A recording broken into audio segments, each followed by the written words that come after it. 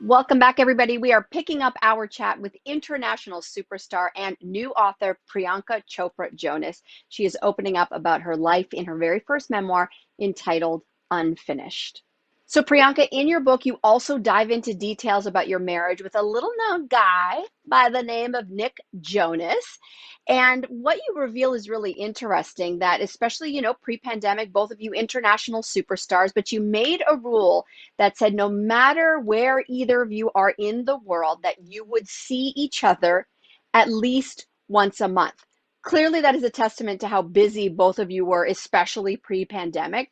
But now, and as you've mentioned, lockdown, at least 6 months together. What new have you learned about your husband? And what have you learned about marriage during this time as well?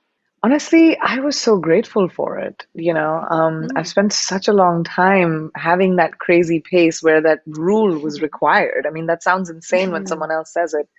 Um, but it was required. Our teams had to get married also while we did, because we both have such individual careers and scheduling is a big deal.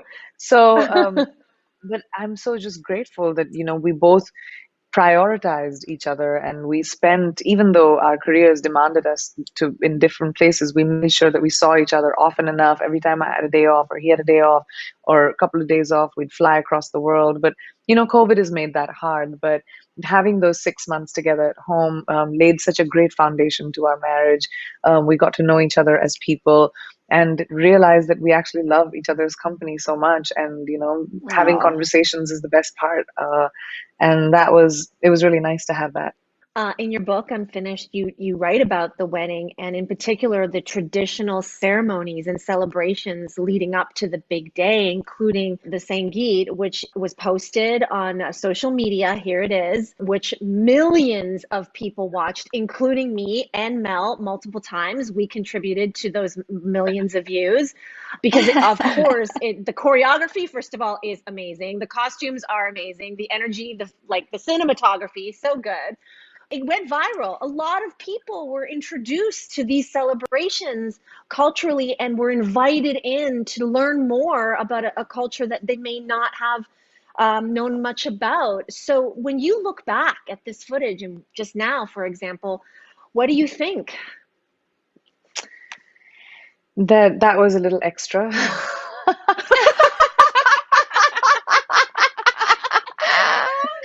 I mean, it didn't need to look like Coachella. Come on now. What was I thinking?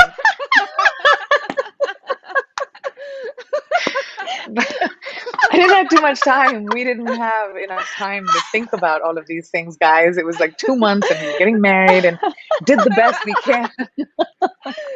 But usually a Sangeet can be, it's like a rehearsal dinner with song and dance, and usually you can do it like in a banquet hall or in a living room, but Nick and I are obviously not subtle, never claimed we are. So ours looked like Coachella, and it was as large as it was, but it was, those 3 days and watching our family and friends sort of embrace in the different cultures.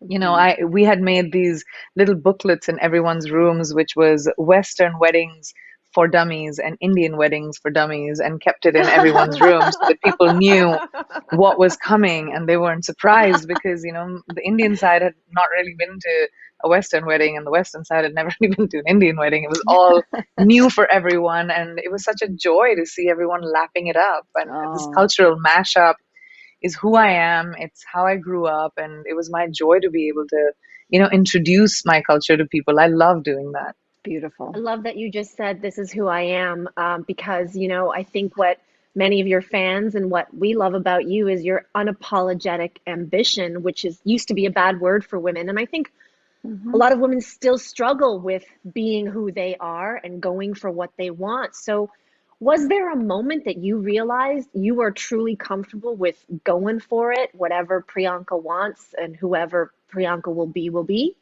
I think I was definitely apologetic, or required a lot more validation when I was in my early 20s or in my teens, when I was thrown into this really insane life. I mean, the entertainment Hmm. business is no joke, okay? For No. people who are not in it, it makes you hard. It's really hard to find, keep your softness and your natural belief in the goodness of people, because fame's weird, man. It's just like, it does weird things to people. And I think that in the beginning, of course, it was like being thrown into a industry which I didn't know anything about. I was kind of trying to figure it out myself, and all I did was keep my head above water. I think it did take me to coming to my 30s probably to find a sense of self in, how I conduct myself, how I want to be treated, and then I broke it down, and I realized that for eons, people have decided what women's lives should be, when we should go to school, when we should get married, when we should have kids, when we should date, when we shouldn't date, what we should wear, how we should behave, what we should speak like. Mm. And it is like, stop. Who are you or anyone to decide what a woman should do with her life? And I was very, very privileged to be raised in a background, and have parents which gave me those wings and gave me that confidence, from when I was a child, and empowered me to have a voice, an opinion. My mom told me from when I was 8 years old, you'll always have financial independence. Doesn't matter whose daughter you are, it doesn't matter who Mm. you'll get married to. Financial independence is key. And that was my gift that my family gave me. And that's why I had the ability to have that unabashed ambition. And it feels so great, ladies.